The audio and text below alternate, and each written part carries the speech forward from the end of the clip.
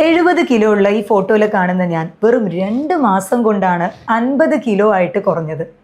ഇതിന് ഞാൻ പ്രത്യേക ഫുഡും ഡയറ്റുകളും ശ്രദ്ധിച്ചിരുന്നു. അതേപോലെ തന്നെ ചില ഭക്ഷണങ്ങൾ ഒഴിവാക്കി, ചില ഭക്ഷണങ്ങൾ ഞാൻ ഇൻക്ലൂഡ് ചെയ്തു.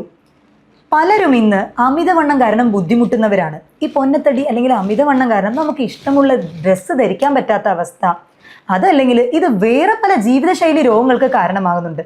Thyroid, PCOD, diabetes, BP, fatty liver, ഇങ്ങനെ പല ജീവിതശൈലി രോഗങ്ങൾക്കും ഈ അമിതവണ്ണം അല്ലെങ്കിൽ പൊന്നത്തടി എന്നുള്ളത് ഒരു പ്രധാന കാരണമാണ്. അപ്പം നമ്മുടെ വെയിറ്റ് ഹെൽത്തി ആയിട്ട് കുറച്ച് കഴിഞ്ഞാൽ തന്നെ നമ്മുടെ മിക്കവാറും അസുഖങ്ങളും അതിൽ തന്നെ കൺട്രോളായി കിട്ടും. ഒട്ടുമിക്ക രോഗങ്ങളും ഫ്യൂച്ചറിൽ വരാതിരിക്കാനും നമ്മുടെ വെയിറ്റ് ലോസ് വളരെ നിർബന്ധമായിട്ടുള്ള കാര്യമാണ്. പ്രഗ്നൻസി ടൈം കഴിഞ്ഞ് ഡെലിവറി കഴിഞ്ഞിട്ടുള്ള പല സ്ത്രീകളും ഈ 70 കിലോ 80 കിലോയിലുള്ളവർ എങ്ങനെയാണ് വെയിറ്റ് കുറയ്ക്കാൻ പറ്റുക, അതിനുശേഷം പറ്റുന്നില്ല എന്ന് ബുദ്ധിമുട്ട് ഒരുപാട് പേര് പറഞ്ഞിട്ടുണ്ട്. അങ്ങനെയുള്ളവർക്ക് ഒരു ഇൻസ്പിറേഷൻ ആയിക്കോട്ടെ എന്ന് പറഞ്ഞിട്ടാണ് എൻ്റെ ഈ വീഡിയോ, എൻ്റെ എക്സ്പീരിയൻസ് ഞാൻ നിങ്ങളുമായിട്ട് ഷെയർ ചെയ്യുന്നത്.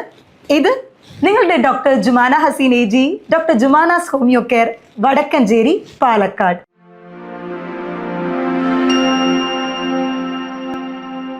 അമിതവണ്ണം, ഒബിസിറ്റി ഇന്നത്തെ ഒരു ജീവിതശൈലിയിൽ വന്ന മാറ്റങ്ങൾ കാരണം ഒട്ടുമിക്ക ആളുകളും സെഡൻഡറി ലൈഫാണ്, നമ്മൾ ഇരുന്നുകൊണ്ട് തന്നെ ജോബ് ചെയ്യുന്നവരാണ്. എന്നാൽ പരമാവധി ഈ ഒരു ആളുകൾക്ക് എക്സസൈസ് ചെയ്ത് വെയിറ്റ് കുറയ്ക്കാനായിട്ട് ബുദ്ധിമുട്ടായിരിക്കും. എന്നാൽ എൻ്റെ ഒരു കാര്യം പറയുകയാണെങ്കിൽ, ഞാൻ എക്സസൈസ് അത്ര അധികം ചെയ്തിട്ടില്ല, വളരെ മിതമായിട്ടുള്ള രീതിയിലാണ് ചെയ്തിട്ടുണ്ടായിരുന്നത്. ആഫ്റ്റർ ഡെലിവറി ആയതുകൊണ്ട് തന്നെ ഒരുപാട് ഭാരിച്ച എക്സസൈസുകളൊന്നും ചെയ്യാൻ പറ്റിയില്ല. എന്നാൽ ഭക്ഷണത്തിൽ ചില കാര്യങ്ങൾ ഞാൻ ഇൻക്ലൂഡ് ചെയ്തു, അതേപോലെ ഭക്ഷണത്തിൽ ചില കാര്യങ്ങൾ ഒഴിവാക്കി വെള്ളം ധാരാളം കുടിക്കാനായിട്ട് ശ്രദ്ധിച്ചു.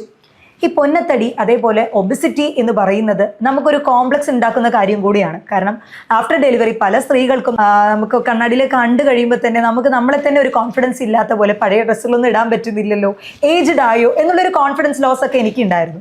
അപ്പോൾ അങ്ങനെ ഒരു ഇതിൽ ഞാൻ എൻ്റെ ബേബിക്ക് ഒരു 1.5 years ആയപ്പോൾ, കാരണം ഈ ആഫ്റ്റർ ഡെലിവറി ഞാൻ പറയാൻ കാര്യം, പലരും ഫീഡിങ്ങിൻ്റെ ടൈമിൽ വെയിറ്റ് ലോസ് ചെയ്യാനായിട്ട് നോക്കും.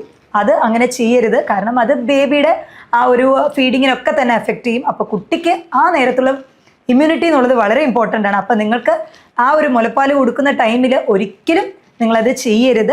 ആഫ്റ്റർ ദാറ്റ് നമ്മൾ ഫീഡിംഗ് ഒക്കെ നിർത്തി കഴിയുമ്പോൾ, എന്നിട്ടും ചിലർക്ക് എന്താ പറയുക, ഭക്ഷണം കഴിച്ച ശീലം കൊണ്ടായിരിക്കണം വെയിറ്റ് ലോസ് അത്ര പെട്ടെന്ന് ആവില്ല. പിന്നെ നമ്മളത് ഫ്രീക്വൻ്റ് ആയിട്ട് ഭക്ഷണം കൂടുതൽ കഴിക്കാൻ തന്നെ തുടങ്ങും. അത് അമിതമായിട്ട് നമ്മുടെ ശരീരത്തിൽ കൊഴുപ്പ് അടിഞ്ഞുകൂടി അത് കഴിഞ്ഞിട്ടാണ് പലർക്കും PCOD, തൈറോയിഡിൻ്റെ പ്രശ്നങ്ങൾ, ചിലർക്ക് ഷുഗർ, ഇനി 30കളിലും 40കളിലും ചില സ്ത്രീകളിലും അതേപോലെ പുരുഷന്മാരിലും BP-യും കണ്ടുവരുന്നതിന് പ്രധാന കാരണം ഈ അമിതവണ്ണം തന്നെയാണ്. അപ്പോൾ അത് കുറയ്ക്കാനായിട്ട് നമ്മൾ ചെയ്യേണ്ട ചില കാര്യങ്ങളുണ്ട്. നമ്മൾ ഭക്ഷണം കഴിക്കുന്ന ടൈം നമ്മൾ ഭക്ഷണത്തിൻ്റെ ക്വാണ്ടിറ്റി, ചിലർക്ക് കുറച്ച് ഭക്ഷണം കഴിച്ചാലും ദേഹത്തിൽ പെട്ടെന്ന് പിടിക്കുന്ന പ്രകൃതമായിരിക്കും. അതായത് അവരുടെ മെറ്റബോളിക് റേറ്റ് വളരെയധികം കുറവായിരിക്കും. എന്നാൽ മെറ്റബോളിക് റേറ്റ് കൂടുതലുള്ളവരാണെങ്കിൽ എത്ര കഴിച്ചാലും അവർക്ക് ദേഹത്തിൽ ഒട്ടിപ്പിടിക്കുകയില്ല. നമ്മൾ തന്നെ ചിലരെ നോക്കാറുണ്ട്, എത്ര കഴിച്ചാലും അവർ മെലിഞ്ഞുകൊണ്ട് തന്നെ ഇരിക്കും, അവരുടെ ദേഹത്ത് അത് കാണില്ല. എന്നാൽ പച്ചവെള്ളം കുടിച്ചാൽ പോലും തടിക്കുന്ന പ്രകൃതമുള്ളവരുണ്ട്. അപ്പോൾ നിങ്ങൾ ശ്രദ്ധിക്കേണ്ടത്, നിങ്ങൾ കഴിക്കുന്ന ഭക്ഷണങ്ങൾ കാലറി കണ്ടന്റ് വളരെയധികം ബാലൻസ്ഡ് ആയിട്ട് കഴിക്കാനായിട്ട് ശ്രദ്ധിക്കുക. ഈ അരി ഭക്ഷണം എന്ന് പറയുന്നത് നമ്മുടെ കേരളീയരുടെ വളരെ പ്രിയപ്പെട്ട ഒന്നാണ്. എന്തായാലും 3 നേരത്തിൽ അരി ഭക്ഷണം ഉണ്ടാവും. രാവിലെ ആണെങ്കിൽ ഇഡ്ഡലി, ദോശ, അല്ലെങ്കിൽ പുട്ട്, കടലക്കറി, അപ്പം, മുട്ടക്കറി. ഇനി ഉച്ചയ്ക്കാണെങ്കിൽ ചോറ്, അതും നല്ല മട്ടേരി ചോറായിരിക്കും. രാത്രിയാണെങ്കിൽ എഗെയിൻ ഒന്നെങ്കിൽ കഞ്ഞി അല്ലെങ്കിൽ ചോറ്. അപ്പോൾ 3 നേരം അരിഭക്ഷണം കഴിച്ചു കഴിഞ്ഞാൽ നമ്മൾ ഈ കൊഴുപ്പ്, നോൺ വെജ് ഇതൊക്കെ കഴിക്കുന്നതിനേക്കാൾ അപകടകാരിയാണ് ഈ ഒരു അരിഭക്ഷണം കഴിക്കുന്നത് എന്ന് പറയുന്നത്. അപ്പോൾ അത് ഞാൻ ഒരു നേരത്തേക്ക് മാത്രമാക്കിയിട്ട് വെട്ടിച്ചുരുക്കി. ഈ ഒരു നേരം എന്ന് പറയുന്നത് ഉച്ചയ്ക്ക് എന്നും കഴിച്ച് ശീലിച്ചത് കൊണ്ട് ഉച്ചയ്ക്ക് ഒരു നേരം മാത്രം ഞാൻ അരിഭക്ഷണം കഴിക്കാനായിട്ട് ശ്രദ്ധിച്ചു. അതും അതിൻ്റെ കണ്ടന്റ് മാക്സിമം കുറച്ചു. അതായത് ഒരു ചെറിയ കപ്പ് 250 ഗ്രാം ആ ഒരു ലെവലിൽ ചെറിയൊരു കപ്പ് മാത്രമാണ്, ഒരു ചെറിയ ബൗൾ റൈസ് മാത്രമാണ് എടുക്കാറുണ്ടായിരുന്നത്. പക്ഷേ അതിൻ്റെ കൂടെ ഈ മീൻ, മുട്ട, അതേപോലെ ഇപ്പോൾ ബീഫോ മട്ടൻ അതൊക്കെ ഞാൻ അത്യാവശ്യം എടുക്കുമായിരുന്നു. പിന്നെ ഇത് ബാലൻസ് ചെയ്യാനായിട്ട് നമുക്ക് കോൺസ്റ്റിപ്പേഷൻ ഒഴിവാക്കണമല്ലോ. എസ്പെഷ്യലി പ്രഗ്നൻസി ഡെലിവറി കഴിഞ്ഞ ടൈം ആയതുകൊണ്ട് കോൺസ്റ്റിപ്പേഷൻ ഒഴിവാക്കാൻ വേണ്ടിയിട്ട് ഫൈബർ എന്തായാലും അതിൽ ഇൻക്ലൂഡ് ചെയ്യുമായിരുന്നു. അപ്പോൾ നമ്മൾ നാരടങ്ങിയിട്ടുള്ള ഫ്രൂട്ട്സുകൾ, പഴങ്ങൾ, അല്ലെങ്കിൽ ചീര, പൈനാപ്പിൾ ഇതൊക്കെ റെഗുലറായിട്ട് ഇൻക്ലൂഡ് ചെയ്യുമായിരുന്നു. ഭക്ഷണത്തിൽ omega-3 ഫാറ്റി ആസിഡ് അധികം അടങ്ങിയിട്ടുള്ള മീനുകൾ, ചെറുമത്സ്യങ്ങൾ അധികമായിട്ട് ഉൾപ്പെടുത്തിയിട്ടുണ്ടായിരുന്നു. ഭക്ഷണം കഴിക്കുന്നതിന് മുന്നേ എൻ്റെ ഒരു പ്രകൃതം എന്ന് പറയുന്നത്, ആഫ്റ്റർ ഡെലിവറി ഒരുപാട് ഭക്ഷണം കഴിക്കുന്ന ഒരു കൂട്ടത്തിലായിരുന്നു. ഞാൻ അത്യാവശ്യം നല്ലോണം കാലറി ഇൻടേക്ക് ചെയ്തിരുന്ന ആളായിരുന്നു. അപ്പോൾ അത് പെട്ടെന്ന് കുറയ്ക്കുക എന്ന് പറയുന്നത് പോസിബിൾ അല്ല. കാരണം നമ്മുടെ കുടലും ശരി ആമാശയവും നമ്മൾ ഈ കഴിച്ച ആ ഒരു ഇതിനോട് അഡാപ്റ്റഡ് ആയിരിക്കും. അപ്പോൾ പെട്ടെന്ന് നമ്മുടെ കണ്ടന്റ് കുറയ്ക്കുമ്പോൾ വിശപ്പ് ഇങ്ങനെ ഇടയ്ക്കിടയ്ക്ക് വന്നുകൊണ്ടേയിരിക്കും. അപ്പോൾ ഞാൻ ഭക്ഷണം കഴിക്കാൻ പോകുന്നതിന് ഒരു അരമണിക്കൂർ മുന്നേ എൻ്റെ വയറ് ഒരു പകുതിയോളം ഞാൻ വെള്ളം കൊണ്ട് ഫില്ല് ചെയ്യും. നന്നായി വെള്ളം കുടിക്കും. എന്നിട്ടാണ് ഞാൻ ഭക്ഷണം കഴിക്കാൻ പോകുള്ളൂ. അപ്പോൾ ഓട്ടോമാറ്റിക്കലി കുറച്ച് കഴിക്കുമ്പോൾ തന്നെ വയറ് ഫില്ലിംഗ് ആയിട്ട് തോന്നിക്കും. പിന്നെ എഗെയിൻ വിശക്കുന്ന സമയത്ത് ഞാൻ സ്നാക്സ്, ഫ്രൈഡ് ഐറ്റംസ് അങ്ങനെയൊക്കെ കഴിച്ചിരുന്ന ശീലമുണ്ട്. അതൊക്കെ പരമാവധി ഒഴിവാക്കി ജ്യൂസ് ആയിട്ട് കഴിക്കുന്നത് ഒഴിവാക്കി. കാരണം ഈ ജ്യൂസ് പുറത്തുനിന്ന് വാങ്ങിക്കുന്നതിലൊക്കെ ഹൈ ഫ്രക്ടോസ് കോൺ സിറപ്പ് ഉണ്ട്. സോ ഇത് ഒരു ആർട്ടിഫിഷ്യൽ സ്വീറ്റനിങ് ഏജന്റാണ്. പെട്ടെന്ന് നമുക്ക് സ്വീറ്റ് കിട്ടാൻ വേണ്ടിയിട്ട് അവർ എളുപ്പത്തിന് വേണ്ടി വളരെ ചീപ്പായിട്ട് അവൈലബിൾ ആവുന്നതാണ് ഈ ഹൈ ഫ്രക്ടോസ് കോൺ സിറപ്പ് എന്ന് പറയുന്നത്. ഇത് ഫാറ്റി ലിവർ പോലുള്ള അപകടകാരിയായിട്ടുള്ള പ്രശ്നങ്ങൾ ഉണ്ടാക്കാൻ മെയിൻ കാരണക്കാരനാണ്. അതുകൊണ്ട് തന്നെ പരമാവധി ഈ പാക്കഡ് ടിൻഡ് ആയിട്ടുള്ള ജ്യൂസുകളൊക്കെ ഒഴിവാക്കി ജ്യൂസായിട്ട് അടിച്ചു കുടിക്കുന്നത് തന്നെ ഒഴിവാക്കിയിട്ട് പഴങ്ങൾ അതേപടി കഴിക്കാനായിട്ട് ശ്രദ്ധിച്ചു. പേരയ്ക്ക, അതേപോലെ ഓറഞ്ച്, നേന്ത്രപ്പഴം ഒക്കെ തന്നെ കഴിച്ചു. പക്ഷേ ആ ഫ്രൂട്ട്സ് അതേ രീതിക്കാണ് കഴിക്കാനായിട്ട് ശ്രദ്ധിച്ചത്. അത് ജ്യൂസ് ആക്കിയിട്ട് ഒഴിവാക്കി. ആപ്പിള് അതൊക്കെ ഒഴിവാക്കിയിട്ടോ. ഹൈ കാലറി ആയിട്ടുള്ള ഭക്ഷണങ്ങൾ ഞാൻ പരമാവധി ഒഴിവാക്കിയിട്ടുണ്ടായിരുന്നു. കുക്കുംബർ അത് ഓൾമോസ്റ്റ് 0 കാലറി ആയിട്ടാണ് കണക്കാക്കപ്പെടുന്നത് ഈ വെള്ളരിക്ക അല്ലെങ്കിൽ കക്കിരിക്ക എന്ന് പറയുന്നത്. അപ്പോൾ അത് അധികം ഇൻക്ലൂഡ് ചെയ്തു. കാരണം അത് നമ്മൾ ഹൈഡ്രേറ്റഡ് ആയിട്ട് വെച്ചിരിക്കും. മാത്രമല്ല അത് എപ്പോഴും ഫില്ലിംഗ് ആയിരിക്കും. അത് കുറച്ച് കഴിക്കുമ്പോൾ തന്നെ നമുക്ക് ഫില്ലിംഗ് ആവും, ജലാംശം കൂടുതലായതുകൊണ്ട്. അപ്പോൾ അതുകൊണ്ടുള്ള സാലഡുകൾ പ്രിപ്പയർ ചെയ്ത് കഴിക്കുമായിരുന്നു ഞാൻ. അതായത് വെള്ളരിക്കയും അതിൽ കുറച്ച് തൈര് ആഡ് ചെയ്തിട്ട്, പിന്നെ പ്രോട്ടീനിന് വേണ്ടിയിട്ട് നമ്മൾ ഈ വെളുത്ത കടല, അത് വളരെയധികം ചെന്നാക്കടല എന്ന് പറയുന്നത് വളരെയധികം പ്രോട്ടീൻ അധികം നിറഞ്ഞതാണ്.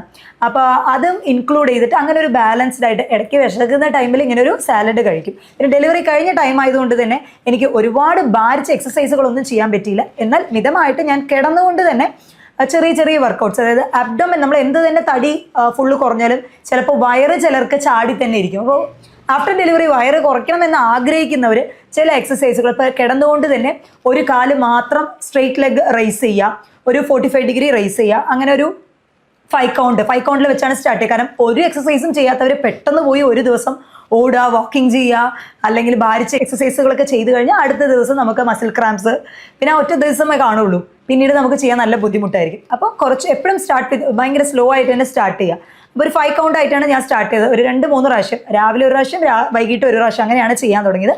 പിന്നെ അത് ഒരു ദിവസം 4-5 തവണയൊക്കെ ചെയ്യാൻ തുടങ്ങി. അതായത് ഈ സ്ട്രെയിറ്റ് ലെഗ് റൈസ് ചെയ്തിട്ടുള്ള ആ ഒരു എക്സസൈസ് റെഗുലറായിട്ട് ചെയ്യാൻ തുടങ്ങി. അതേപോലെ തന്നെ കാല് കിടന്നുകൊണ്ട് മുട്ടിനോട് അടുപ്പിച്ച്, വയറ് മുട്ടിനോട് അടുപ്പിച്ചിട്ട് കാല് മടക്കിക്കൊണ്ട്, ഇതൊക്കെ ആപ്സിനുള്ള എക്സസൈസ് ആയിട്ട് ഞാൻ ട്രൈ ചെയ്തതായിരുന്നു. അത് നല്ല റിസൾട്ടും കിട്ടി. കാരണം അബ്ഡമിനൽ ഫാറ്റ് കുറയ്ക്കാനായിട്ട് അത് വളരെയധികം സഹായിച്ചു. ഭക്ഷണത്തിൽ ഞാൻ ഉൾപ്പെടുത്തിയത് ഈ അരിഭക്ഷണം തന്നെ പരമാവധി, അത് ഞാൻ പറഞ്ഞല്ലോ 1 കപ്പ് എന്ന് പറഞ്ഞിട്ട്, അതിൽ തന്നെ ചെറുധാന്യങ്ങൾ അധികം അടങ്ങിയിട്ടില്ല. ഈ ചെറുധാന്യങ്ങളുടെ സ്പെഷ്യാലിറ്റി എന്തെന്ന് വെച്ചാൽ കുറച്ച് കഴിക്കുമ്പോൾ തന്നെ അത് ഫില്ലിംഗ് ആയിട്ടുണ്ടാവും. മാത്രമല്ല അതിൽ അന്നജം മാത്രമല്ല, അധികം മിനറൽസ്, വൈറ്റമിൻസ് എല്ലാം അതിൽ അടങ്ങിയിട്ടുണ്ട്. അപ്പോൾ ചെറുധാന്യങ്ങളായിട്ടുള്ള, അതായത് ഇപ്പോൾ റാഗി, പിന്നെ കമ്പ്, വിറക് എന്നൊക്കെ പറയുന്ന പോലെ ചെറുധാന്യങ്ങളുണ്ട്. അപ്പോൾ ഇത് മില്ലറ്റ്സ് വളരെയധികം ഇഫക്റ്റീവാണ്. വെയിറ്റ് ലോസ് ചെയ്യാൻ ആഗ്രഹിക്കുന്നവർ മില്ലറ്റ്സിൻ്റെ കഞ്ഞി, മില്ലറ്റ് റൈസ്, നമ്മൾ റെഡ് റൈസ് അവൈലബിൾ ആണ്, ബ്ലാക്ക് റൈസ്, കറുപ്പ് കവനി എന്നൊക്കെ പറയുന്ന പോലെ ബ്ലാക്ക് റൈസ് അവൈലബിൾ ആണ്. ഇതൊക്കെ തന്നെ റെഗുലറായിട്ട് എടുത്തിരുന്നു. പിന്നെ മുട്ട ഹൈലി പ്രോട്ടീനേഷ്യസ് ആണ്. വെയിറ്റ് ലോസ് ചെയ്യാൻ ആഗ്രഹിക്കുന്നവർ, വെയിറ്റ് ഗെയിൻ ചെയ്യാൻ ആഗ്രഹിക്കുന്നവർ രണ്ടുപേരും മുട്ട എന്നുള്ളത് ഒഴിവാക്കാൻ പറ്റാത്ത ഒന്നാണ്.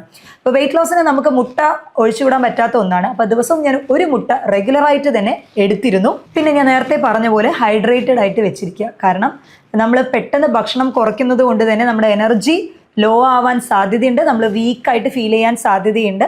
അപ്പോൾ ഞാൻ എപ്പോഴും പരമാവധി ഇടയ്ക്കിടയ്ക്ക് വെള്ളം കുടിച്ച് അത് ഞാൻ ഹൈഡ്രേറ്റഡ് ആയിട്ട് ജലാംശം എപ്പോഴും നിലനിർത്തത്തക്ക രീതിയിലാണ് വെച്ചിരുന്നത്. വെറും 2 മാസം കൊണ്ട് ആണ് ഞാൻ ഈ ഒരു 20 കിലോ കുറച്ച് കൊണ്ടുവന്നത്.